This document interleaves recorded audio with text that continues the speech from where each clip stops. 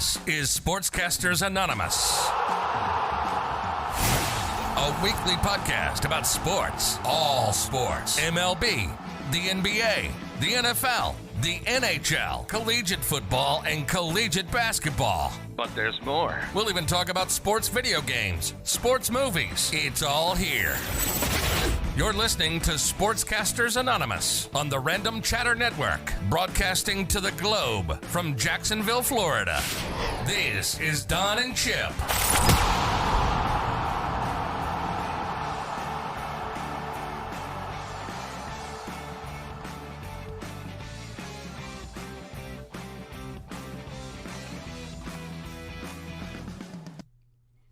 What's up, everybody? How you doing? Welcome back for another episode of Sportscasters Anonymous.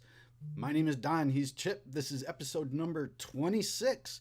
We are happy to have you all with us this evening. As always, Chip, my man, how you doing?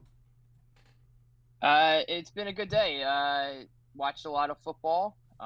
There was a lot that happened and a lot that was quite unexpected. So we can get right into it. First off, I'm going to start out with how you can contact us. You can contact us at our email. Mine is chip@randomchatter.com, or you can contact Don at his email, which is don@randomchatter.com. You can also find us on Twitter at SportcastAnon, ANON. You can join us on Discord under Random Chatter, where there's sports and pop culture talk. You can support us on Patreon under Random Chatter, and you can also buy our stuff at randomchatter.com/store. We also, Don's been doing a lot of things behind the scenes. You can now find us on Anchor.fm, Amazon Music, Audible, Spotify, YouTube, and on Twitch. We've been busy. We both have. Yes, very much so. In our own areas, taking care of the show. So, I mean, I guess there's really nothing much to delay with, man. We got a lot of sports news to deliver this week, huh? Let's kick it off with the NFL, shall we? What you got for us this week? Yeah, I mean, it's gonna be mostly NFL. There is, I guess, we had the championship last week for basketball, and baseball is rearing down to the finals, but really hasn't been much else besides all that. But with football today, it was, and it's been a common theme for the entire first half of the season. I guess first quarter of the season. It's just been all offense with no defense.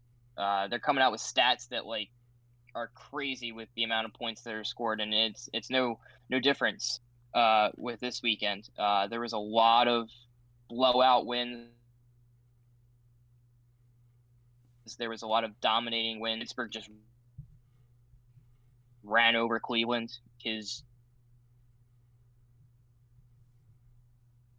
Hulu commercials, and it was the Eagles made it interesting against the Ravens somehow. They were without Miles Sanders, they were without Zach Ertz, they were without their backup tackle that they had put in. They just ugly. Somehow they were down to their offense was down to a practice squad offense with Carson Wentz. It was insane, and they were still moving the ball, and they were still competitive with the Ravens, and they were a 2-point conversion away from tying it at the end, which was I was watching the game, and then all of a sudden I looked up and I went, "Hey, We're only down 16, and we're about to score," and then we scored and got a 2-point conversion. I'm like, "We're only down 8 with 4 minutes left." I'm like, they could actually come back. Huh? New York and the Redskins played and the Washington football team played, and it was awful. It was a sloppy game.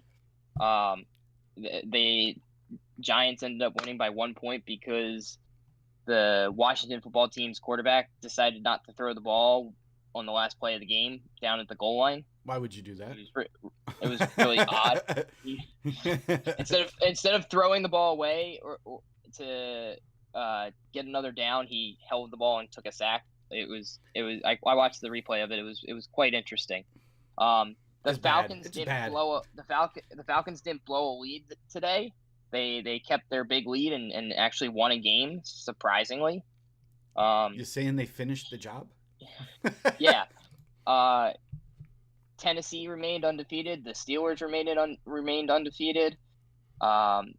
Houston was down big, and then they came roaring back to bring it to overtime, but ended up losing in overtime. Nick Foles led the Bears past the Panthers. Aaron Rodgers looked inferior to Tom Brady by a lot. The Dolphins beat up on the Jets, which I guess is really not surprising because they're the Jets. Yeah, but I mean, look, yeah, it was a crazy week. And Patriots lost today. oh, So it was yeah. a lot of ebbs and flows today. I'm happy. It was definitely a crazy day. And then we got 2 Monday night games tomorrow. After we had a Monday and a Tuesday night football with no Thursday night, this Tuesday entire night, past week was just. Tuesday night was not a football game. It was. I don't know what that was. Your team lost. Calm down. Yeah. No, they didn't lose. They got destroyed. Yeah. One team showed up. The other team stayed on the bus. Yeah, pretty much. Well, now you know what's funny, because the Titans, they started the whole COVID thing in the NFL, so schedules got rearranged, and they weren't able to play. The game got pushed back. Blah blah blah. Now they won a game and they're 5-0. Now, remember the Marlins did the same thing in Major League Baseball and were like they're screwed, and they made the playoffs. Like, is this just a chance to get the extra rest? I mean, it's bad. You would think that you would think like these teams catching this would be detrimental to the team, and it's been the reverse. They're doing better. Well, I guess, I mean, it all depends on, like, the Titans didn't really lose anybody of significance. A lot of the people that are testing positive are, like, the only major players that tested positive was Stephon Gilmore and Cam Newton. Mm-hmm. Really, everyone else that's tested positive or has to go on COVID is like a practice squad member or a like an offensive lineman, or like people that aren't like your skill players that you need, like your quarterback or like a running back or somebody that's like hard to replace. So with the Titans, a lot of them. No, like it's not like detrimental to the team to like they may not win this game because of it. I think a lot of the majority of the players are being smart, or the ones that are like high profile are being smart about it and not they're getting taken out of the game because of other things besides COVID. Okay, I mean, fair enough. If Tennessee Titans were to lose Derrick Henry to COVID, like that would be significant for them. Or they were to lose Ryan Tannehill, like that would be significant for them. Because those are 2 major stars. So, I mean, well, because the way I look at it is when it happens, the team's not able to practice. They can't do their walkthroughs, the whole 9 yards, their game prep for the next team that they're coming up against. So, you know what I mean? It just seems, I mean, all you can basically do is just sit there at home and watch tape. But, I mean, whatever it was, I mean, you know, Tennessee beat the crap out of Buffalo. So, whatever they were doing, they're doing it right. Well, I'll say this. During a normal football week, there's not really much practicing that's going on. It's running a little bit of drills. Let's work on some plays. Like, this is the game plan for this week. And most of that can be done virtual. Like, here's the game plan. These are what we want to run. Like, this is the tape. Like, a lot of it's meetings and tape and all that kind of stuff that you can do virtual. Like, then you get out on the field and you might have like an hour or 2 hours of practice. They don't practice as heavy. That's what training camp is for. Right. Like, that's when they practice and you go over all the playbook and you go through the plays and you run the plays in depth, because they don't. That's why you see a lot of players that like, they're limited in practice until Thursday and Friday, and then they do like practices Thursday and Friday. It's because they don't want players practicing a lot to wear their bodies down. Like, they don't want offensive linemen going up against the starting defensive linemen all the time, because it's just going to wear their bodies down. Like, they want to rest them. So yeah, I think COVID's helping a lot with them resting, and the players that are naturally talented are taking over, Mm-hmm. and they're fresh. But I don't know. I think that you're seeing a lot more of the players that are talented breaking through rather than the players that are um like the teams that are not injured Mm-hmm. or have major injuries, like the Eagles, for example, that have like the fourth string offensive lineman in there are doing terrible, but the Green Bay Packers or the Steelers that have like no injuries are doing really well because the talent is all there. So even though they have to, like the Tennessee Titans have to shut down, they don't have any major injuries. Mm-hmm. So it's kind of that they're skill players that are just naturally talented and have been with the team for a while and know what they're expected of, is expected of them, are succeeding. It's the teams that like have all these fluctuations that don't have guys that are familiar with it that are having issues. Fair enough. Fair enough. So speaking of Tennessee, we've been we've been informed. The league announced they're not getting punished for what had happened. Yeah, for them breaking a lot of the protocols, the NFL came out today and said there's sources. Again, it's sources. Sources, but it's like legit sources, like Adam Schefter and people that are like in the ear of like high execs. They know how to get the information. Yeah, they're basically they say sources, but it's like pretty accurate information. Yeah. Especially if it's on like ESPN, they're not going to put something out there that's like, hey, this was completely false. But all the uptick in testing and all that kind of stuff, they're not going to sanction the Titans at all for their role in the like rescheduling having to happen and all these positive tests. And I mean, I think we all kind of expected at one point or another that there was going to be here or there outbreaks, and you're going to see. It's like, how are they going to react to this? It wasn't if, it was when. There was no way that they were going to be able to avoid it altogether. Yeah, which I think that the NFL, for the most part, has done a pretty good job reacting to it. I don't think their initial plans were like, when I started reading the stuff that they were doing to reacting it, I was like, kind of thought you guys would have done that to begin with, not after the fact. So they were being reactionary. Yeah. Not proactive. Which is usually how that happens. Which was quite interesting when I was like, I don't know about this. So, but the other good thing, like, since they're not getting punished, I mean, it kind of sweeps things on the rug.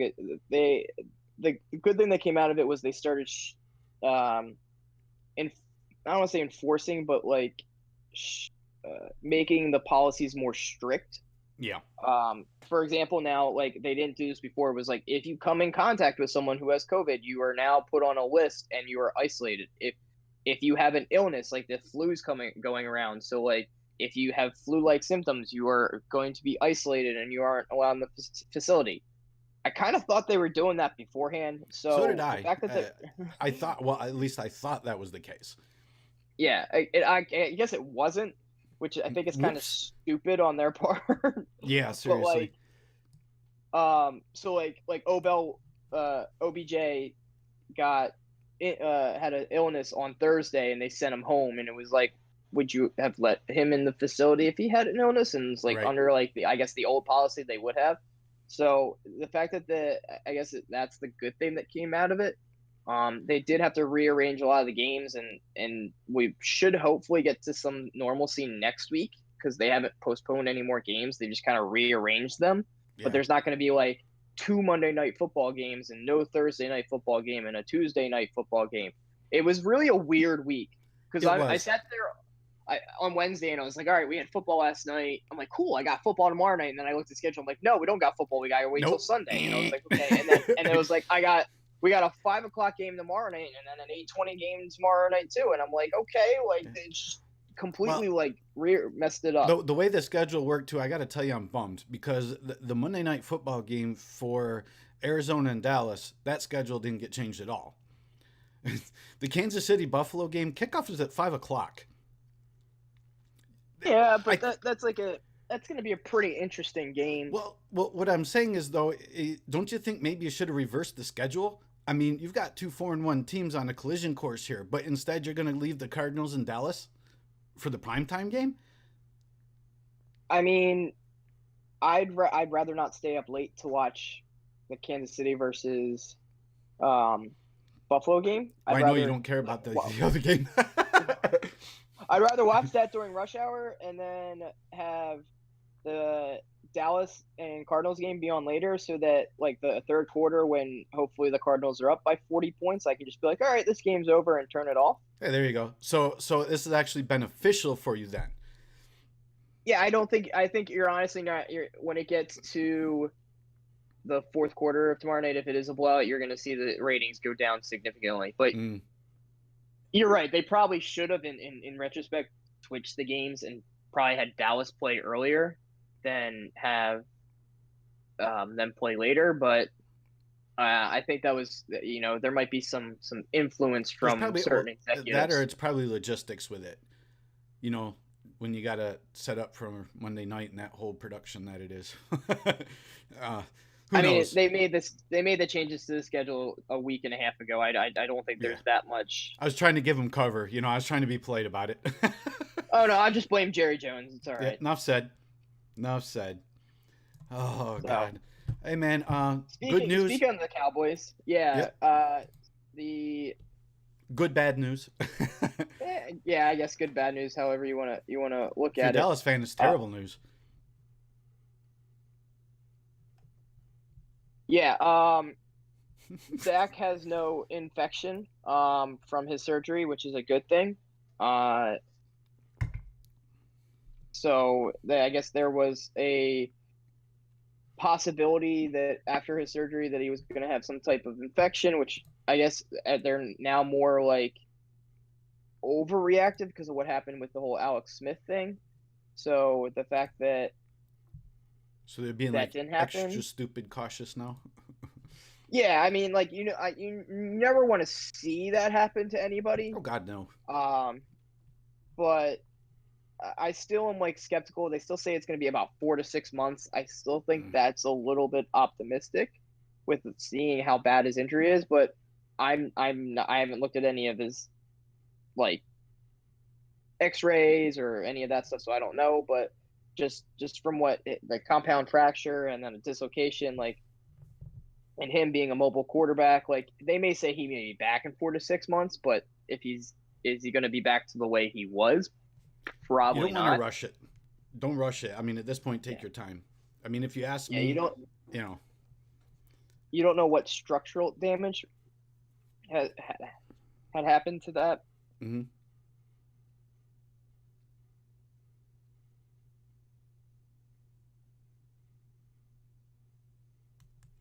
Yeah, you don't know what structural damage happened to that that ankle, like whether there was torn ligaments, whether like all that kind of stuff that still needs to heal. So I won't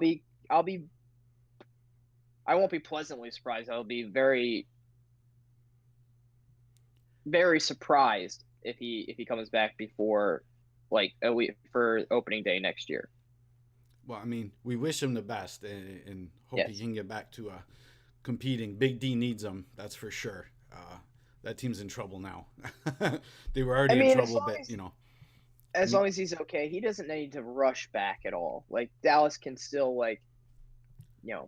flounder without him, so I'm okay with that. I mean, we'll see. I don't know. Maybe Andy Dalton rallies the team. One last ride for Andy Dalton. I mean, for your case, you certainly hope not. No. Andy Dalton's gonna throw like 6 picks tomorrow night. It's gonna be glorious. Prove why Cincinnati let you go. Is that it? Exactly. Oh God. And I gotta say the rich are getting richer with the moves that the Kansas City Chiefs made. Like honestly, and I think I said it to you this week. Like it makes no sense to me why Kansas City would have signed Le'Veon Bell. I have no idea. Le'Veon Bell got cut by the New York Jets, which I don't think anybody thought that was gonna. Yeah, I don't think anybody thought that was gonna work. No. They don't play his style. Well, they were telling him even when the Jets went, "Let's go get him."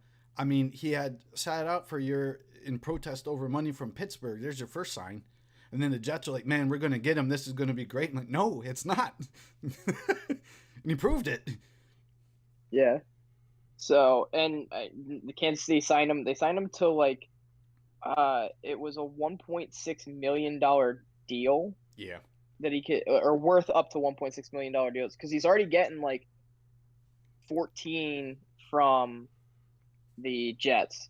So it was like the Chiefs could just sign him for chump change, and the Jets are still going to pay him the rest of his money. It's absurd. I'm sorry. I just, I mean, you know what? But like, they don't need him. Like, I just think it's like they had Clyde Allaire that was already there, and why? Like, I just think that you should have just stuck with him and let him develop, rather than bring in Le'Veon Bell, who's going to take carries away and not let him develop into the premier back that you guys want him to be. Like that, I don't get that. I think, yeah, can Le'Veon Bell help you, and you're basically taking him away from another team, but I don't know. You know what? It's almost like Kansas City did it because they could. You know what I mean? That's kind of what it was. I don't see him fitting with that team, like, at all. Well, so, amazingly, with the way things have gone with him, holding out against Pittsburgh, and then busting, playing for the Jets, and now this guy could win a Super Bowl. I'm just, man, he figured it out. I mean, it would, kind of. I'm dumbfounded by it. You and I were just both like, huh? I don't get it. Yeah, but I thought he would have went to like maybe like the Patriots, or like he would have went to Miami or somewhere like that was really needed a running back and didn't really have a running game. Mm-hmm. Or at the very least, I actually thought he was going to go to Chicago, because Chicago doesn't really have a running back at this point.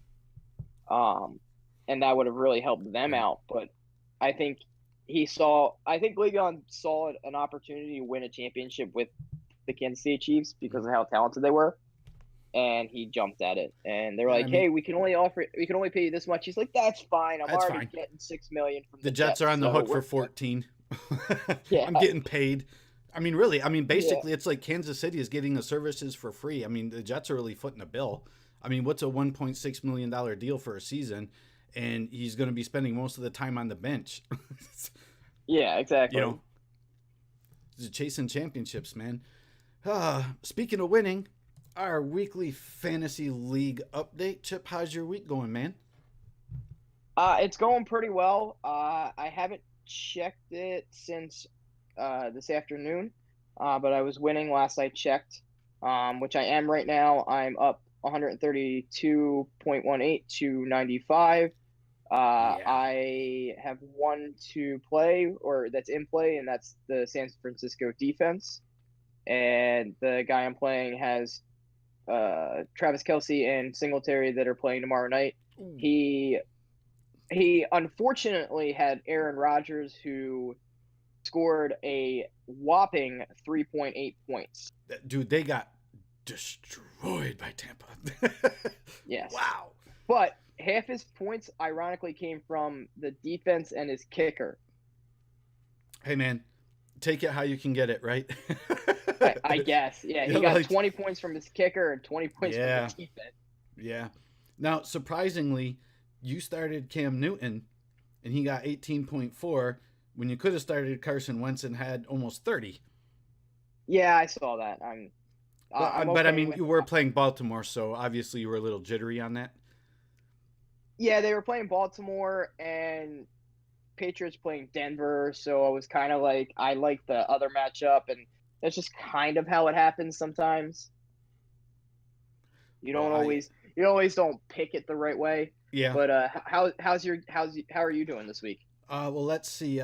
My score currently is 95.84 against Team Football Lord, who is 92.84. I have 2 in play. He has 2 people to play. So this is how it's going to break down. I tonight have Kittle, and I have Robbie Gould. So I've got the tight end and the kicker for San Francisco. If Kittle goes off, you know how that's going to go down. My opponent has 2 players tomorrow night, and this is where I'm getting a little nervous. He's got Zeke and Stephon Diggs. That's not good for me. Yeah, I'm not making any rash judgments because last time I made rash judgments, you ended up destroying me. 40 points from Kittle and ba-boom. Yeah, but on paper, it doesn't look good. I'll tell you that right now. No, it doesn't. No, it does not look good. Our other matchups this week, my Pictatorship is 77.6 to Florida Triers, 61.82. My Pictatorship has 2 to play. Florida Triers has 2 in play and 2 to play. So that's an interesting matchup to watch. And Inverness Direwolves, 113.7 against Team Dave, 84.2. Direwolves look like they're going to run away with this one. They have 1 in play and 1 to play. Team Dave has 1 to play. So looks like David might be on the upside down on that one. Yeah. We'll see how it pans out. My projection line for my team, I was supposed to be getting like killed. So the fact that I'm even remotely still in it, I'm quite pleased with. I'll take it. Yeah. I have Derrick Henry, so he scored me 40 points and had a monster day, so I'm cool with that. Just going over the standings real quick, going into this week. Out of the East, you have I'm in first at 4-1. Then you have my Pictatorship at 3-2, Direwolves at 2-3, and then Team Football Lord at 2-3. And coming out of the West, you have Don's team at 4-1, Team David at 2-3, Lakewood Wranglers at 2-3, and the Florida Triers at 1-4. So we're still all kind of in the mix. Oh yeah. Nobody's really running away with it. Yeah, I mean, you or I take another loss, and all of a sudden we're fighting to hang on to first place. So, we'll see how it pans out. Correct. All righty, man. Well, that brings us to the end of the NFL, and what we're going to do right now is we are going to break for 30 seconds. We will be right back with y'all.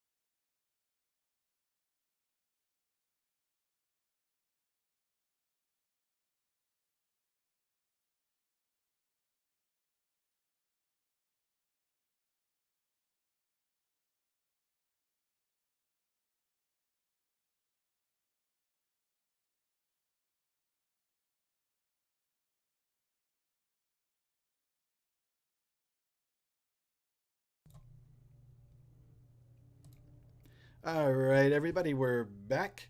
Just had to take a moment to refuel. Chip had to loosen up a little bit, so to speak. A little bit. Just a little bit. All right, let's move on to the NBA. Let's go ahead and give the news that we're not happy with. The game was being played while we were recording last week, and that is the fact that the Lakers are NBA champions. Comment? Where to start? Congratulations to the Lakers. Yes. But it infuriates me with the fact that now everyone is gushing, and by gushing I mean like infatuated with the fact that they now are claiming that LeBron is the proverbial GOAT, and it sickens me to no end Yeah. because there is no way that he is the GOAT of basketball. I mean, you can make the argument for a lot of other players. I still think Jordan is by far a lot better than he was in his time, and the competition was a lot higher. The competition was higher. I mean, look, like in the days when Jordan was playing, and you and I talked about this before, how physical the game was. You know, it was almost like it was what do we say? No blood, no foul. You know, now you even remotely breathe on the guy the wrong way when he goes for a layup, and you're getting called for it. I don't think LeBron would be able to play in that NBA from the 80s and 90s. I really don't. No. I think the other thing you have to – I love how they keep throwing out the stats like, oh, he's got so many points. He's got so many rebounds. He's got so many assists. And it's like – and I look at it and I go, well, he did it over 17 years, whereas like Michael Jordan did it over 15. Still won more championships. Still had more playoff wins. Still was like pretty much had part of a dynasty, whereas – LeBron's jumped from team to team to team. And, like, yeah, he's won it with 3 different teams, but he also had when he was in the East playing, there was really no other competition, so he basically had a free ride to the finals every year. And he didn't win it until he went to Miami and teamed up with 2 other All-Stars and but even then only was able to win it once when he was like, you know, his favorite press conference where he's like, we're not 1, not 2, not 3. And it was like, yeah, you only won 1. Good job. Like, I just you can make the argument that Michael Jordan had Scottie Pippen and all the other players around him and Dennis Rodman. But at the same time, like, Jordan came into the league and lit the league on fire and was consistently good. And it wasn't like, so like there are certain stats that you could throw out that like LeBron James is an awful free throw shooter. Like if you are the GOAT, you are not awful at anything. I'm sorry. Now, at least be average. Yeah, no, he's like awful. At least. I don't know how many texts or pictures I sent you where it was like they showed up some ridiculous stat of like how terrible he was, and I was like, he's supposed to be the GOAT, right? Question mark. Like, yeah, it was like his like fourth quarter free throw percentage is like 60 something, and I'm like, I could shoot better than that. Yeah, so it's bad. It's bad. It annoys me that now everyone's like there was an article on ESPN. It was like, LeBron versus Jordan, who's the GOAT? And then it's like everyone's like, it's LeBron. It's like, no. Oh, well, yeah. Like, slow your roll, man. Like he's won what 3-4 championships over 17 years, and how many teams and how many trying? Yeah, like. And Jordan would have won so many more after that if the team had stayed together, and they didn't. And then Jordan kind of walked away in his prime. LeBron's still trying to play. Like he's still playing for the glory. Yeah, like as good as LeBron is, like you can see this year that he needed Anthony Davis. Like he would not have been able to do half the things that he was able to do without Anthony Davis. No, man. Like, AD propped him up big time. AD definitely carried that team a lot this year. But going off of that, they did come out with the quote unquote way too early power rankings. I don't know if you had a chance to look at them, but how long do we have until basketball season starts? A few months. I don't know. They still haven't decided when they're going to start the season, so they're still working on the draft in the off season, I think, for right now. But I was looking at them, and interestingly, they have the Miami Heat down at number 9. Now, as everybody knows, the Miami Heat went to the finals. Interesting. They have them one spot above the Brooklyn Nets. Whoa, Which what? I can see Whoa, that hang because on. Who's writing this? well, you got to understand they did that because Kevin Durant, Kyrie Irving, DeAndre Jordan are all coming back to the Nets. So I can kind of see that. Okay. They have the Toronto Raptors at 11 with the uncertainty between Fred VanVleet and Ibaka and Gasol and whether they're unrestricted free agents and whether they're going to stay or leave. They have the Celtics. So let me look at this again. So they have the Bucks at 3 and then the Celtics at 7. I'm looking at the East Okay. right now. And they have the Sixers at 8. Okay, that's not too bad. Uh, I think with Doc Rivers arriving, that probably helped their rankings. yeah. Yeah. They have one is the Lakers, 2 is the Clippers, 4 is the Nuggets, and 5 is the Mavericks. And then Okay. they have the Golden State Warriors at 6. Wow. I mean, their season was like messed up from injuries and whatnot.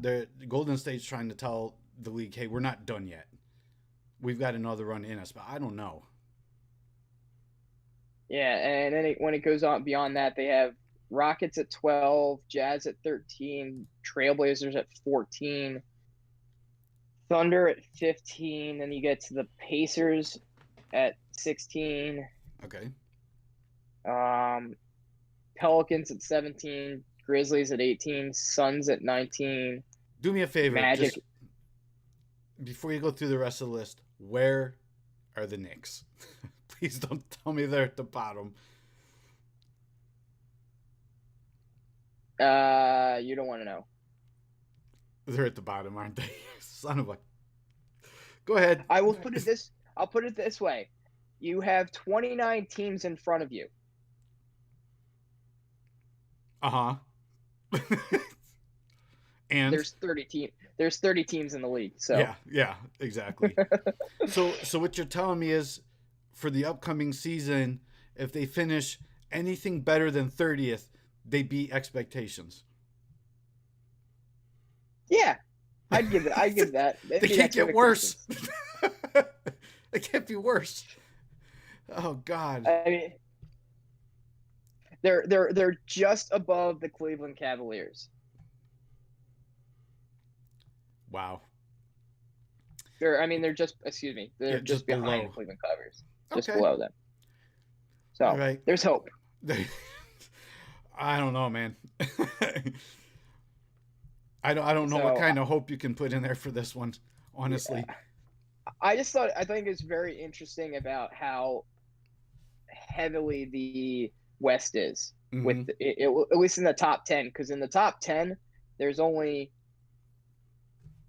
2, 3, 4, I guess 5, but it's like even in the top 5 it's 4-1 when it comes to West versus East, and the 7, 8, 9, 10 are all East. So it's like the top 6, it's like 5-1, and then 4-0 like beyond that. Figures. So they definitely value the East as being the better conference. Mm-hmm. So now that the Lakers are the champions, let me ask you this. Now, we don't know how next season is going to go, but do you think that the Lakers could repeat?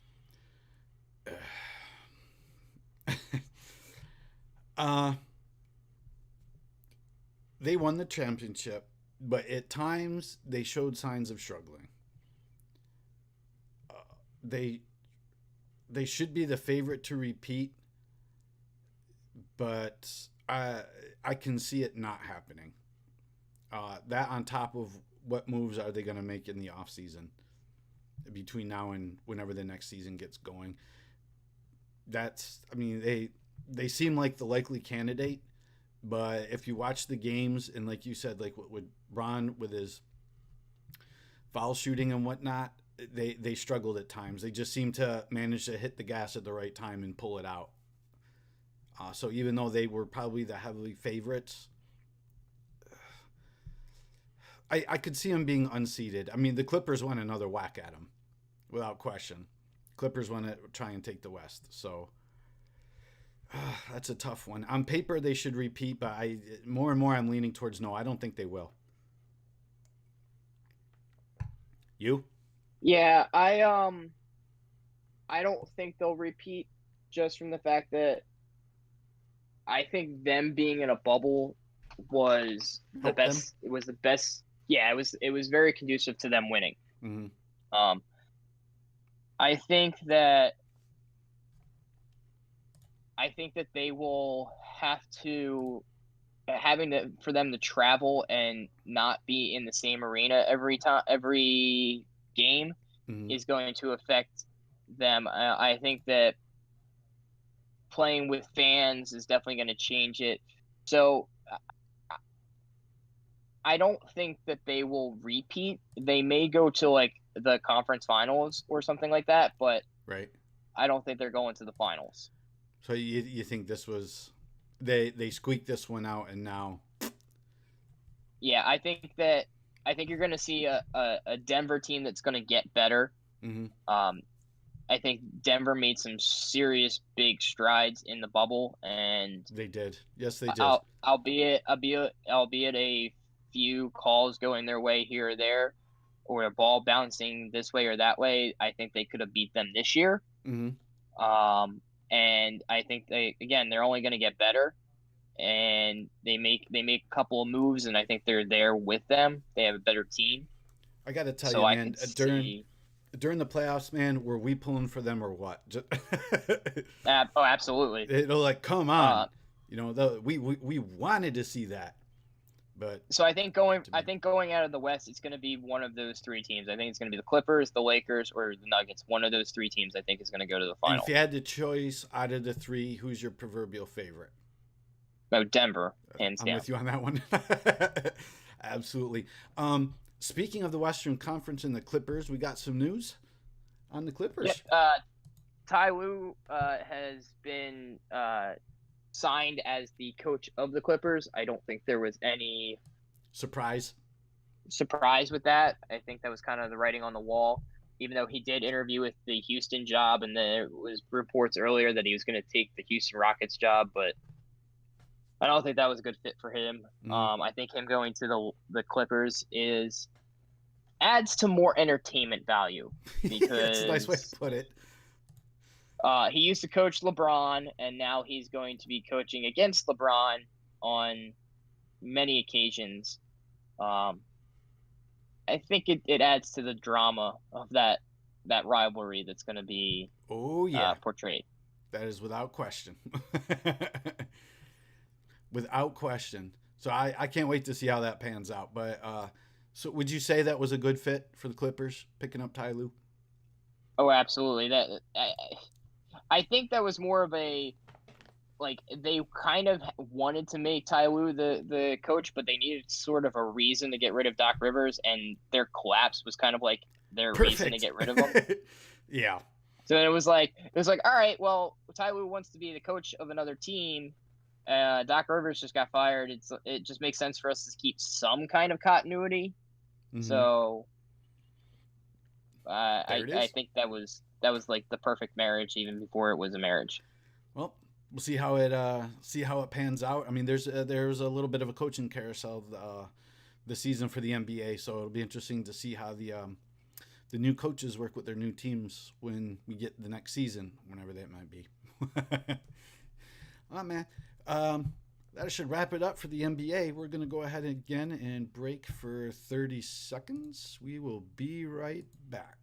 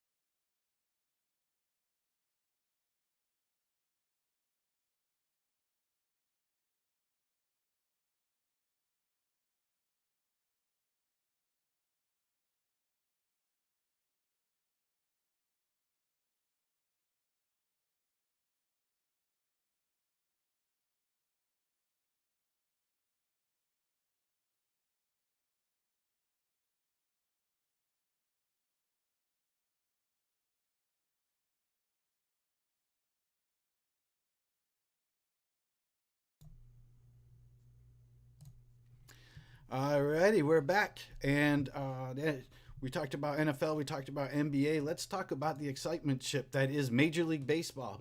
One team has already punched their ticket to the World Series, and as we are doing the show this evening, another team is. We're going to have another winner emerge tonight, representing the National League, and I got to tell you,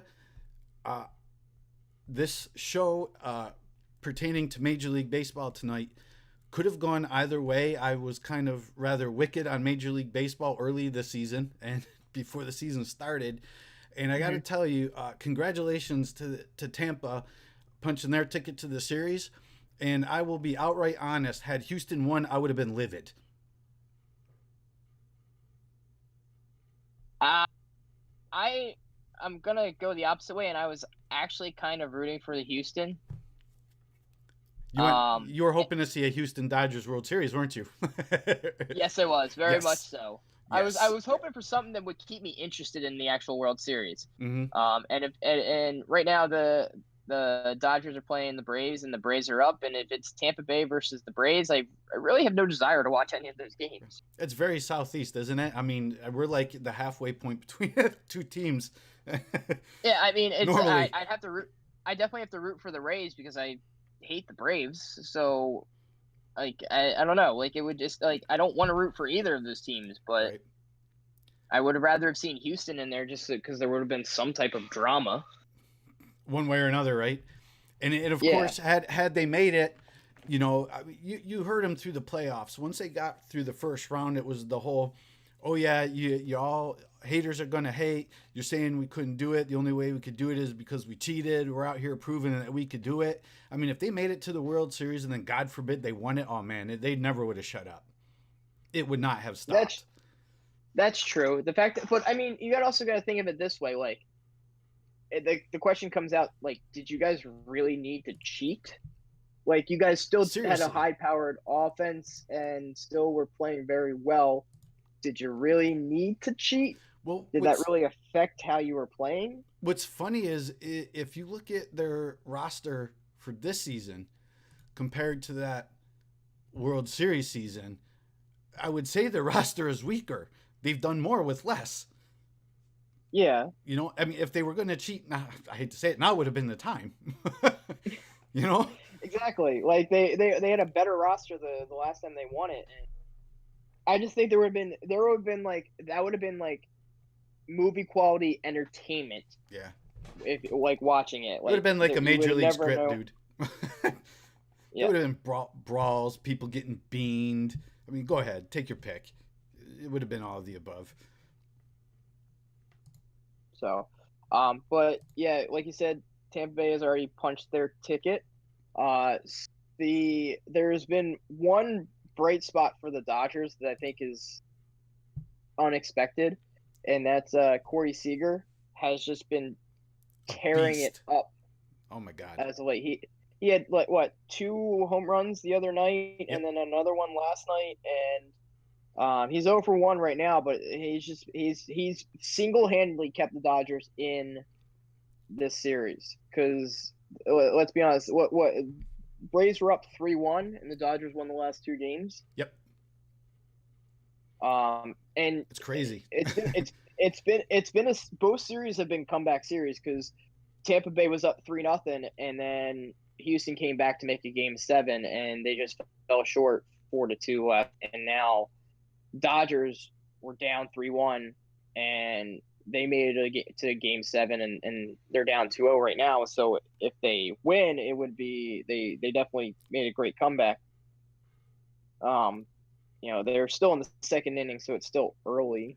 Yes. But and have you seen, especially with the Braves Dodgers games, there's been some instances where there were some runs scored early, but it seems like in the middle innings and later in the game, man, something clicks in these teams and the bats just get hot. I think it's the bullpen. I think the starters are so good that when they pull the starters to go to the bullpen, that's when the scoring happens. Yeah, that's when the scoring happens. Because Gotcha. Minus a couple of times, like Kershaw got lit up the other night in the 6th inning. But I think that when they start, like last night, like the Dodgers held on to win because their bullpen played well. I think I think a lot of it is, I know for Tampa Bay they don't let their starters go past like 5 innings. Oh no, So like that's load management, man. I mean, everybody Seriously. pitches like in Tampa Bay. They basically go to their bullpen and be like, "Hey, you guys are all going to pitch every night, so get used to it." Like Yeah, they but boom. pull their starters after like 5 innings instead of like the conventional, like we're going to let them go 7 or 8. Yeah, hey, he seems to have a hot hand. He's got it. Let him go. Nah, they're just like, I don't care if it's hot or not. Sit. Yes. I mean, it's working for them, so we'll see how that turns out for them. So what's your prediction for the World Series? Who do you think's going to win tonight, and then who do you think's going to win the World Series? I think the Dodgers still got the fight in them. I think the Dodgers are going to turn around and win that game tonight. And then we're going to have Tampa Bay and LA. Tampa Bay and LA, if that's what it comes down to, they both have some great pitching and they've got some amazing batters. But both of them would have had to basically, they blew their leads, or well, in the case of Tampa Bay blew the lead, giving up 3 games to Houston before they finally closed the deal. LA, on the other hand, you could make the argument, is hot going into the series if they win tonight. I want Tampa to win. I really want Tampa to win, but something tells me that Los Angeles would win in that matchup. I am going with Tampa Bay. I think Tampa Bay is going to win it all. I hope so. I really want them to. God, I want them to. That's all I've been ranting and raving about since the season started. And then, of course, the Yankees were out, so even more I wanted to pull for Tampa. So I would love for Tampa to win it, 100%. But I think if they play the Dodgers, I think the Dodgers will have their number. It'll definitely be interesting because it's 2 completely different philosophies of a team. Mm-hmm. Like the Rays are like that. They're not like overpowering with power bats, and they're not overpowering with arms, but they get it done. They get it done. Dodgers are like the opposite. They have like the big bats, and then they have the big arms and their pitching staff. So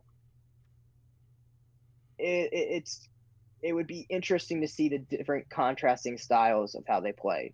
I agree. Absolutely. Well, we'll hold our breath and wait. By the time we get around to the next episode, we'll have some World Series to talk about. So, moving along on to the NHL. The offseason continues. So, what big news do we have from the NHL? I mean, it's been fairly quiet over the past week. Mm-hmm. It's just free agency. Like I feel like the NHL is one of those like off seasons that really like nothing happens.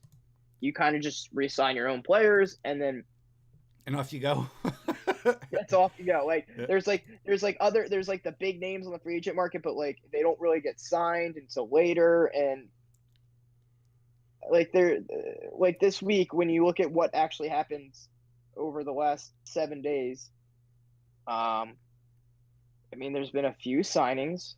There's not anything that's gonna like write home. There's nothing that really went, wow, man, what a move. It just kind of like, eh. Yeah, I mean, a lot of it's been like 1 or 2 year deals for like a couple million. Not a lot of the big name free agents have gotten signed. Most of them are staying with their team. So do you think, of course, our favorite question on the show lately, do you think because of the way that the season ended so late, there's a delay to the start of the next season, salary cap money is a question and all that. So do you think like these teams are maybe kind of like in a holding pattern, just kind of stick with what you got, maybe make 1 or 2 quiet signings, let's get through next season and then hope things return to normal? I just think this is what NHL goes through every off season. Mm-hmm. It's not they're not splashy. They're not splashy. Yeah, unless it's like an Ovechkin or a Sid the Kid or something like that. Everyone's like, oh, okay. Yeah, that's what it feels like. for them, there's not as much movement and there's not as much like media coverage and hyped up. Like when the NFL goes in their free agency, I literally have either ESPN on or NFL.com or NFL Network on, and I'm watching their free agency, and I'm just like staring at it and then analyzing and stuff like that. And like NHL, you go to NHL Network and watch that, but it's not the same like as far as the movement of players. A lot of times players get extensions and they have these long deals and they stay with their teams for years or they're traded. They're not really like the free agency is not as big as it is in the NFL or the NBA or like where it's like marquee and I think like there's still a lot of good players left out there. But I don't know, it's just different. It's a different animal. I mean, and again, like hockey is probably the least of the big four. They're on the bottom. They're the bottom feeders, unfortunately. I love hockey, but they're not football. They're not basketball. They're definitely and not baseball. You know, so like the world comes to a standstill when the NFL draft happens. Period. Hockey, it's like, oh, they had the draft. Okay, you know. Yeah, so like the big signing this past week was Dodanoff signed with the Ottawa Senators for 3 years, $5 million average. So like that's a big name for them. Joe Thornton went to the Toronto Maple Leafs. But like you don't see like the Golden Knights made a big splash, but that was a week and a half ago. But you don't see a lot of like the Lightning. They just won it. You don't see them making like a big signing. Yeah. You don't see like these really good teams making big signings. It's usually the bad teams that are signing good players from good teams, and then the teams that are really successful have their core, and then they have good minors that they're bringing up people, and then they supplement veterans here or there. It's completely different than like the NBA where they're signing a bunch of veterans to build a team. It's not or the like NFL where you sign a bunch of veterans to kind of build your team. Like hockey is like definitely a game where they build from within and then they add pieces to complement those players. What more can you say? Yeah, so I mean so the off season is always quiet. Like it's busy, but it's not as publicized or is not as like flashy as the other ones. So the only thing you got for NHL is the off season is continuing. They're still signing players. There hasn't really been any major deals. You know what? And it's funny too because when we started the show and we were doing the build up towards the sport starting and whatnot, it kind of became like a joke with us. It was just like NHL. Yeah, we're waiting to get word. Turn the page and go to the other sport. Now they've gotten through the season. We covered hockey. We had the Stanley Cup. It was fantastic. Now we're back into the off season. We're like, yeah, it's kind of quiet. We'll get back to you when there's something to say. Yeah, exactly. It's yeah. Oh man. All right, let's head up some random topics / college sports. It was an interesting week for college football. I don't know how to feel about the college football season. We still have conference play that has not taken place yet. And you have teams with undefeated records at the top of the poll.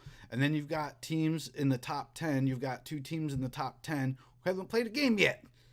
What the hell? Chip. Well, I will say that the Big Ten does start this weekend or next weekend. Finally. So we will have, teams that have 0-0 have actual played a game.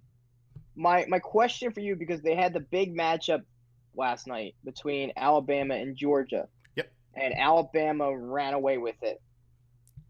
What are your feelings on that game in particular? There doesn't seem to be anything to slow down the Alabama train. That's what I'm thinking. Georgia's a competitive team. The last few seasons they've gotten better, but if they want to win the SEC, and they got to win the big games, man. And losing to Alabama, it just like you know, in college football, when you're like, hey, Alabama did this, Alabama did that, it was like the Patriots with Tom Brady. Like, can we please turn the page? We are so sick and tired of hearing about Alabama. And I'm sorry, we mean no offense to the Alabama fans. That's your team. Keep on winning. But a lot of us are just like, we're tired of it. You know, I don't know if that's going to be a preview of things to come in the SEC championship. That is a big question. I mean, these guys could be on a collision course to have a rematch. And if that's the case, then, man, I hope Georgia gets it together and knocks Alabama off. But the fact that Alabama ran away with it the way they did, I really expected better from Georgia. So do you think that because they are going to play each other again, do you think that in the college playoff, you could have Georgia and Alabama both be in it, or is it one of those things where it can only be one? Because of the ranking system and the way these polls and everything go, funnier things have happened, but yes, you could legitimately have both of those teams in the college football playoff, which is ridiculous. So they theoretically could play each other 3 times. I don't think they would play.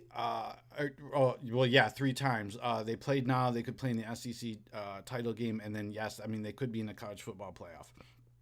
They could play each other. The odds of it happening, not much. Is it a possibility? Yes, it definitely is. But there's a bunch of stuff that would have to happen. For that to become a possibility. Like Georgia would have to finish their season strong, win their remaining games. Alabama needs to win their remaining games. Clemson, like anybody else above them or behind them, is going to have to like go on a losing streak, or win, but by close margins, close games. The AP poll and all that, they take that into account. I mean, like Clemson played Georgia Tech on Saturday and beat them 73-7. Clemson is an dominating, overwhelmingly number 1, thanks to Trevor Lawrence. So I don't see put on a show. I don't see Clemson getting knocked off of that. So let's start right there. Clemson's your number 1 seed. If this keeps up the way it is, they're going to be your number 1 seed. So you got 2, 3, and 4. Now we look at how these rankings take place and whatnot in the BCS standings and see what happens. So, do you think that Clemson wins the national championship this year? I mean, from the way it looks, it doesn't look like anybody's going to stop them. Trevor Lawrence, man, he's too good in the way he's leading that team. I mean, he's the number 1 pick in the draft. Everybody knows it. I don't see. The only argument that could be made is people go, well, Alabama could be their foil. No, I don't think so. I think Clemson's going to steamroll everybody they play, 100%.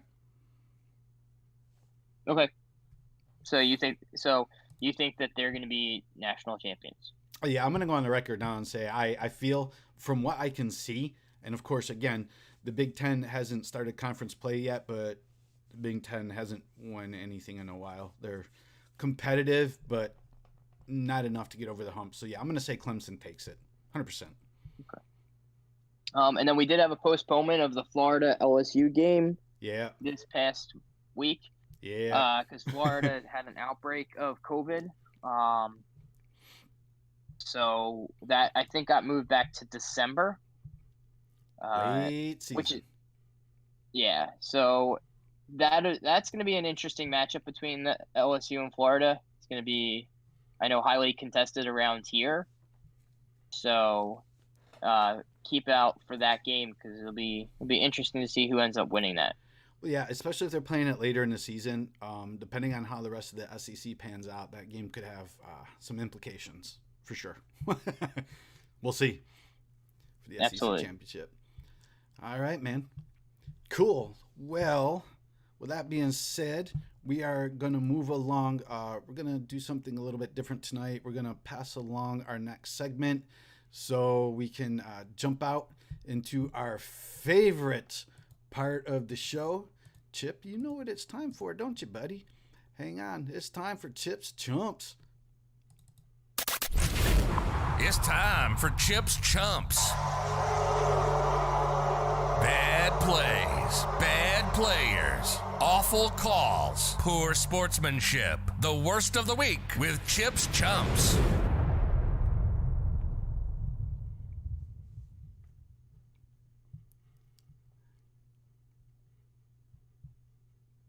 All right, guys, it's that time again. So we're going to get right into it. Let's see here with our number 5. So I have to say number 5 goes to, we talked about it earlier in the show. We kind of underestimated the rules and restrictions that the NFL had put on its players. And the fact now that they're sitting there and they're like, we should send players home who are sick and we should have them isolate just as a precaution. Also, we should have them who are coming close contact be put on a list. So if you watched any of the games this weekend, there were a lot of players missing. Well, the reason was because they came in contact with someone who had COVID. So they got put on this list. Why in the world weren't you doing that to begin with? Like, that just makes no sense. Now you're seeing an outbreak in all these teams. It's like, no duh, because like everyone's been in close contact with someone who has COVID or is sick and is there's such thing as called a false negative. Like, so number 5 goes to the NFL COVID committee or whoever made these rules and regulations because you guys were just stupid. Like, should absolutely had these restrictions made in place since day one. The fact that you didn't, like, when I go to work, the first thing I'd ask you is like, have you come in contact with anyone who has COVID? Have you tested positive? Do you feel sick? And then yes or no. The fact that you guys didn't have that is just stupid. It just makes no sense. Like, it's absolutely like a negligent way to run the business. So for that, the NFL COVID committee, moron. All right, number 4. Number 4 goes to, he had a very bad day today. So bad that he got pulled from the game and replaced by Casey Keenum, who was an even worse quarterback. Baker Mayfield threw 2 interceptions and was 10 for 18 for 119 yards for the first 3 quarters of the game. Yeah, that's bad. That's really bad. Your team got spanked in a half, and it's mostly because you sucked today. So for that, you got on number 4. Baker Mayfield. There was actually kind of funny. There was a tweet out there of your picture on Hulu with a commercial, and they said they put in the wrong Baker Mayfield today. Yeah, well, you definitely were the scrawnier looking, terrible quarterback that we all kind of knew you were, but it made apparent when you played the Steelers. So yeah, Baker Mayfield, moron. So we're going number 3 here. Number 3 goes to Florida's football coach. And the reason I put him on there, Dan Mullen, is because you were trying to hype up the LSU Florida game and basically said that, hey, everybody, we should open the stands so that everybody comes in and, not worry about this whole COVID thing and have everybody be sitting next to each other and, forget about the restrictions that we have. Let's just open it all up. Well, you tested positive for COVID, you idiot. Like, really? Like, you can't sit there and make that comment and then go ahead and get COVID. It's frustrating. Like, you say stupid stuff, you're going to get put on the list. Hands down. This was a stupid, stupid thing that you said. And I know you're trying to hype up a game, but just don't say that. Like, especially now that you got the game postponed because half your team tested positive for COVID and you tested positive for COVID. Like, moron. Going with number 2 here. So I'm all for celebrating for a championship. I'm all for, having emotion. But J.R. Smith, why in God's name did you take your shirt off for the champ after you won? You didn't play any minutes in the series, and you're celebrating like you were like the main person in that helped them win it, and you're throwing off your jersey. Like there obviously wasn't any sweat on it because you didn't play. The only sweat that you probably got on it was from just sitting on the bench, nervous because you might not win it. You only got signed on the team because LeBron kind of like said, "Hey, we just need another person on here. We need another face just in case somebody gets hurt." You didn't play like at all throughout the entire playoffs. Maybe like a total of 10 minutes. So the fact that you're like throwing off your jersey, running around without your shirt on, first of all, no one wants to see that. Please, God, no one wants to see that. Second of all, you didn't do anything. You should have just let the entire other team celebrate and you clapping in the wings, because that's really all you did the entire time you were there, which is clap in the wings. You didn't play anything. So, J.R. Smith, moron. Number one goes to. This is actually kind of funny. I'm sorry, Don. This goes to one of your players on your team. I'll take So it with a grain of salt. If you watch the game on Tuesday, Titans running back absolutely obliterated Josh Norman. It was hilarious. It wasn't like you normally get a stiff arm. No, he like took him to school like he was like a 4-year-old child, and just stiff arm him and threw him away. And it was something that you only see in like Pop Warner, that like you have that big running back and you have this like little small kid that runs up and you just like pushes his hand out and the kid goes flying. Like that was kind of what it was. He got destroyed and it was hilarious. So Josh Norman, next time you're going to try to go up against someone who's probably a lot stronger and twice your size, go for the legs, try to stay away from his arms. Don't get put on every meme and tweet and hysterical laughing show that everyone makes fun of you for an entire week. So yeah, Josh Norman, moron. Well, that's it, guys. That's my list. I'm gonna get better at posting it up. I am definitely gonna post this up on our Discord and Twitter. I have been slacking on that in the last few weeks. I'm definitely gonna get better at doing that. So let me know what you guys think, whether you agree, disagree, and we'll go from there. It really, I watched the play happen and I was just like, dude, that's an ego breaker right there with Josh Norman. It was not good. Yeah, it was whole. I laughed. I laughed. I can't do anything but laugh. I was like, wow. You're just like watching it, and all of a sudden that happens, and your eyes get really big, and you're like, woo. Yeah. And like, geez. Oh, and that was a nationally televised game. Thanks. Yes. He beat him like a redheaded stepchild or whatever that saying is. Yeah, it was bad. Oh man, let's go ahead and we're gonna hit the final buzzer here. It's the final buzzer. The last moments of the show. Okay, here we go. 5, 4, 3, 2, 1.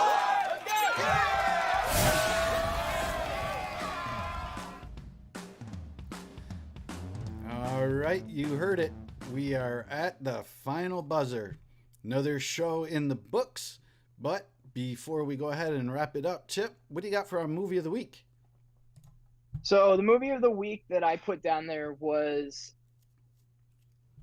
basically put on here because somebody on the show here has never seen it, and I really want him to watch it this week. So Don, Moneyball is the movie of the week. It's a 2011 film with Jonah Hill, Brad Pitt, and Philip Seymour Hoffman, and is the true story of the Oakland Athletics in the mid-2000s.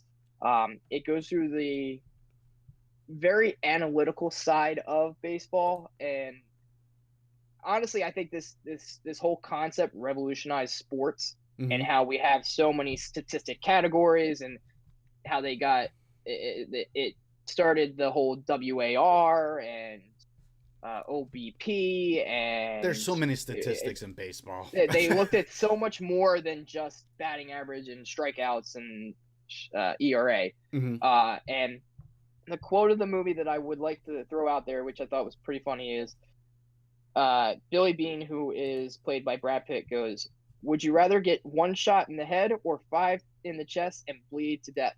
And then Peter Brand, who I believe in the movie is Jonah Hill, goes, "Are those my only 2 options?" So that and you want me to watch this?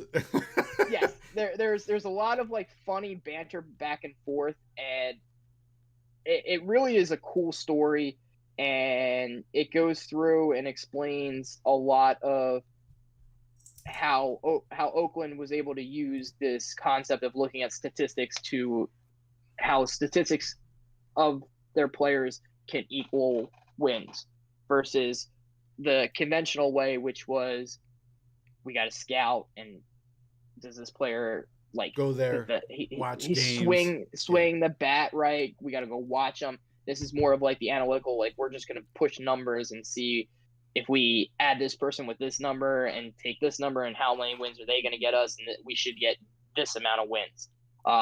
There is a book out there for it, which I think does a lot better job of explaining the actual statistics part of it, but the movie is actually really good. So I definitely think, Don, you should watch it this week. So is that my homework assignment for the week? Yes. And if I don't, can I see myself on top of the chumps list again?